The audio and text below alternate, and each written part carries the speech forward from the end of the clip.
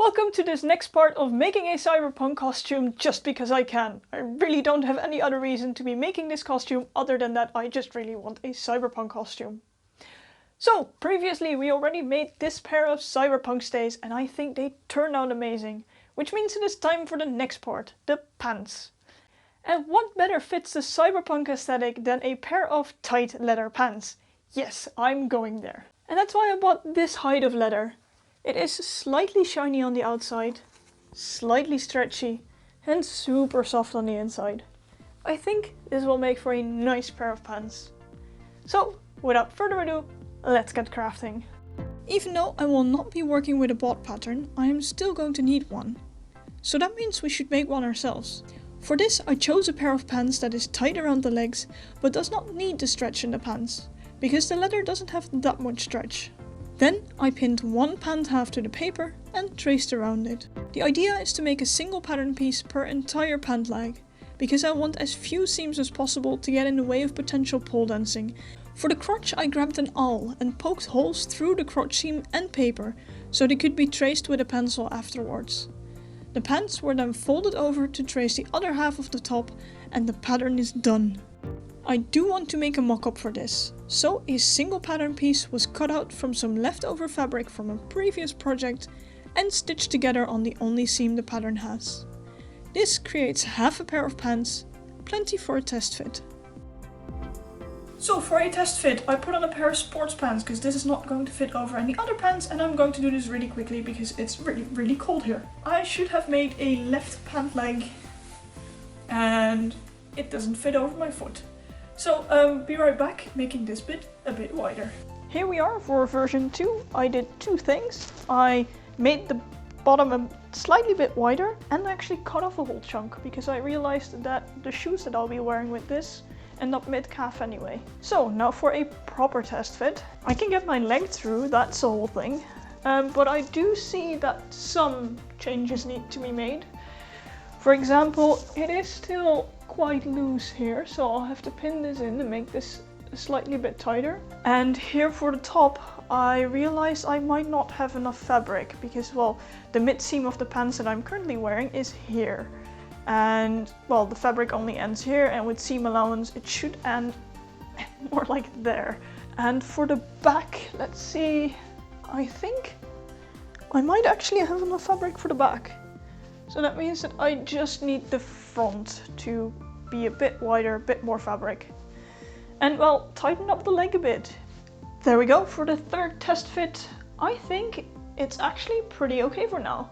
I also added an extra strip here at the front and I think I just cut a random width and I think this is perfect. I also have some seam allowance left here to actually sew it together. And it's slightly tighter around the knee right now. It's still not as tight as it could be, but I prefer to cut it a bit wider and then sew it tighter when it's actually made from leather compared to this, because the leather will also be slightly thicker than this fabric. Which means that right now I can unpick this and then we have our pattern to cut out from the leather. I realized I made a really big oopsie. As you can see, this is quite a big pattern piece and I have no idea how I ever thought I would be able to get an entire pair of pants from a single hide. There's no way, shape or form this is ever going to fit on this hide, especially because we need to cut this pattern piece twice. Might fit on here once, but I need two of them.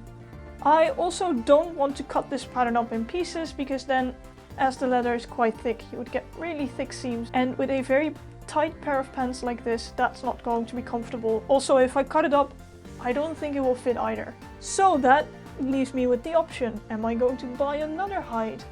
I don't really want to, because this leather was quite expensive, and although I'm okay with spending this much on a pair of pants that I'm not too comfortable making, especially the crotch part, I don't want to spend twice as much. So that means that I need to have a really good think on how I want to continue with this project.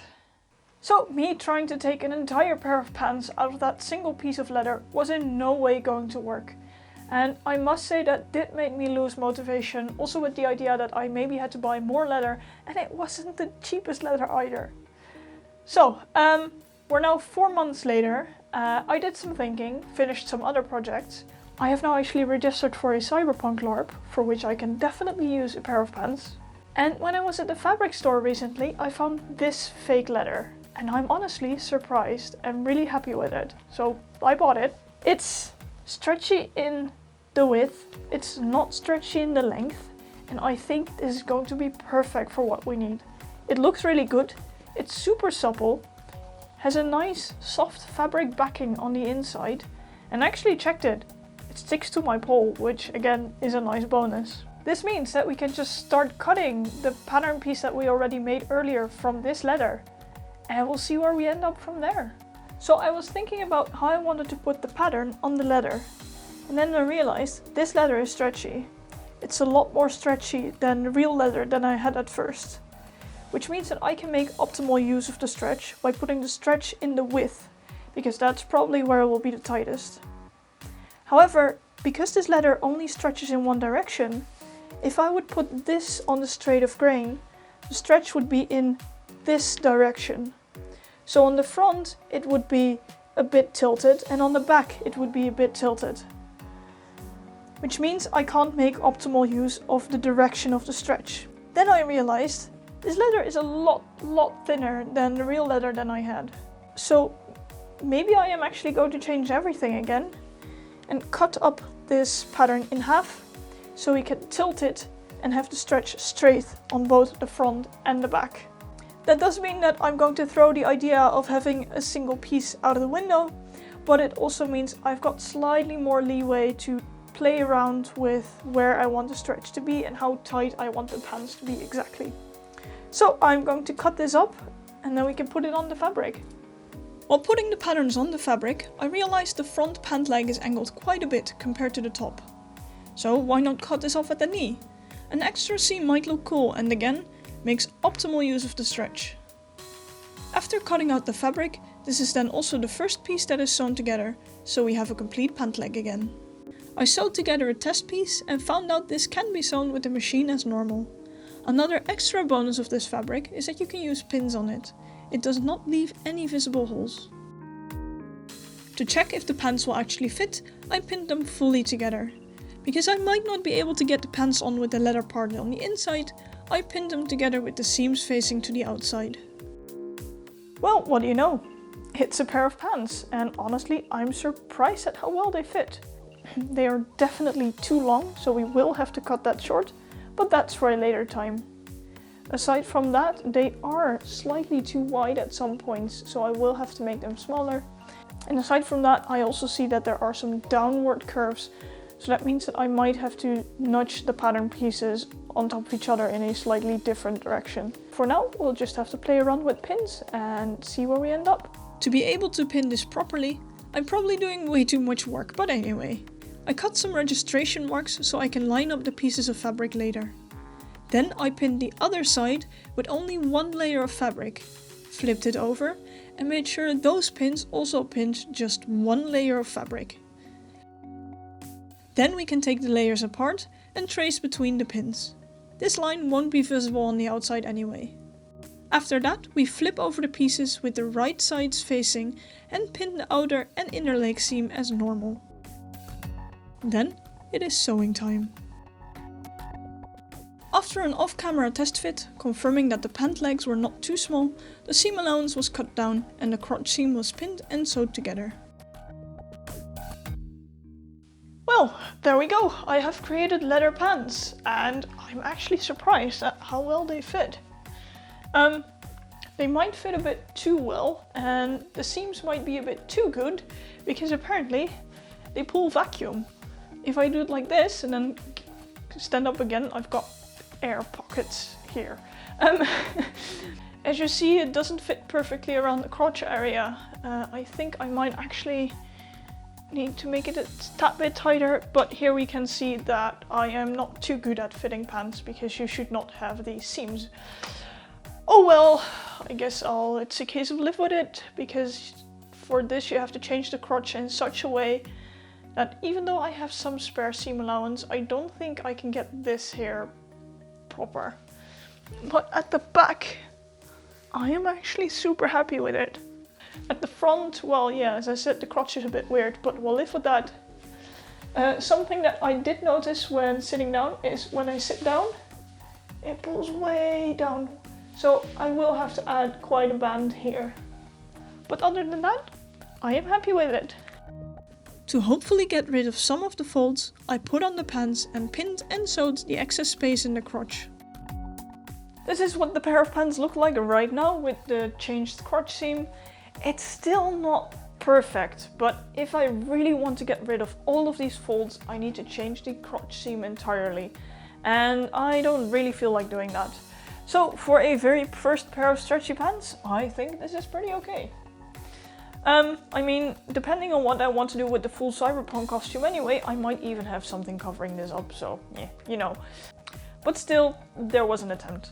Anyway, the next bit is to add a top band, for which I also need to cut off a bit at the front, because the front is way higher than the back. And at the back I can actually use a bit of extra length, because if I sit down, this pulls down quite a lot. Also, folding this down and making a band here might also help with these folds again. But we'll see about that when we've done it. So, next step, start making a band. To start the waistband, I measured the width of the pants and figured that a 6 cm tall band would be nice. I cut this 4 times, with excess at the sides so we can play with the needed width. Then the front and back bits could be sewn at the top and pinned to the pants to see how angled we want the side seams to be. And here we are, yet another test fit. I pinned the band to the upper part of the pants, and now there are 2 things that we need to decide. First of all, is this a nice height compared to the corset that I'll be wearing over it? And second of all, I have to decide how wide I want this to be and if I want this to be pinned in an angle or not, because of course my waist is smaller than my hips. So first of all, is this the right height? For that, let's grab the corset. So I'm not putting them on completely because that will just be effort, but as you can see at the front, the stays end over the waistband. On the side, there is a tiny gap between the stays and the waistband, and on the back they are again over the waistband. And actually, I might like it when there's a tiny bit of skin peeking out here. So you know what? I think I'm just going to keep the waistband as it is height-wise, and then we'll see if we put in a full black top here or make it so that there's a tiny bit of skin peeking out. Next up, we have to decide on how we actually want to pin the waistband at which angle. And for that, I think I'm just simply going to put these together, try and have the side seam go all the way up straight, drop my needle, then I can just pull on it a tiny bit and pin it in. Then we can repeat this for the other side, and then we have the measurements on how wide we actually want the band to be. The markings were transferred to both sides of the waistband, after which it could be folded open and sewn to each other to form a full circle. I found out this fabric can still be slightly ironed. I flipped the band right side out and ironed it flat, so it will sit nicely on the final pants. It was then folded open again and slipped over the pants, and one of the sides of the waistband was pinned to the pants, stretching it slightly so the excess fabric of the pants was divided nicely over the waistband. Before sewing it together, there is yet another fitting to make sure it fits, and then the waistband was sewn to the pants, again stretching it slightly so no folds were sewn in. After attaching the waistband to the pants, I did yet another test fit, and I'm quite happy with the way it fits. However, the thing that I was afraid that would happen did actually happen. When taking the pants off, I heard ripping and indeed the stitch popped. As I said, I was already afraid that this would happen because I used straight stitches for the top of the waistband and to attach them to the pants, and I do need to stretch if I put them on or take them off. And generally, straight stitches do not like to be stretched that much. But luckily the fix is very simple. The only thing I need to do is go over this again with a slight zigzag and go over the attachment to the pants as well with a slight zigzag. And the zigzag stitches do allow for enough stretch if I take them on or take them off again. So zigzag over this, and then we can start folding this over and finish the top of the waistband. After resewing with a zigzag stitch, the seam allowance at the top was cut off, the band folded over and pinned in place. I finished folding over the waistband and pinning it, and then I realized this is going to be hand stitching. Usually I would try to stitch it in such a way that the stitches would end up in this edge so you won't see them.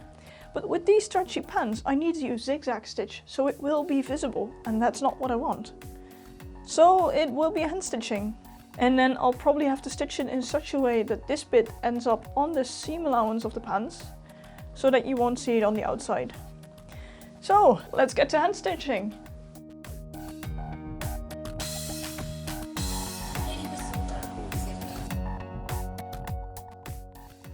Now all that remains is to decide the length of the pants, and for that we need to put on the shoes. And here we go, this is the way that I intend to wear these pants. However, these are not the only shoes that I want to wear with them, but most of them are roughly the same height. What this means is that I can pin off the top of the shoes, and that's the length that the pants have to be at minimum. I know it's super charming to sit this way, but hey, it's actually quite comfortable. And just these two pins give me at least the minimum height that the pants should end on. What remains now is to make sure all the pins are on roughly the same height on both pant legs, after which we can cut them short with some seam allowance. While folding this over, I realized something. Like this, the seams are going to be quite thick, especially at the seam lines. I mean, look at that. Considering the shoes that I'll be wearing with this are all going to be quite tight around my leg, I don't think having a thick seam like that will be very comfortable when wearing for longer periods of time. So, you know what? I think I'm just going to leave it like this. These pants will usually end up in my shoes anyway, which means the pants are actually already finished. All in all, I am very happy with these pants. Yes, the crotch could have been prettier, but considering my sincere lack of pant making experience, I think it turned out pretty well. And most importantly, I learned a lot from it. And one of the big questions, can I actually pull with it? The answer, I guess, somewhat. But with this, the Cyberpunk costume isn't done yet, but even I don't know what comes next. Want to keep up to date and see how I finish it? Then consider subscribing. And with that, thank you all for watching, and see you guys next time.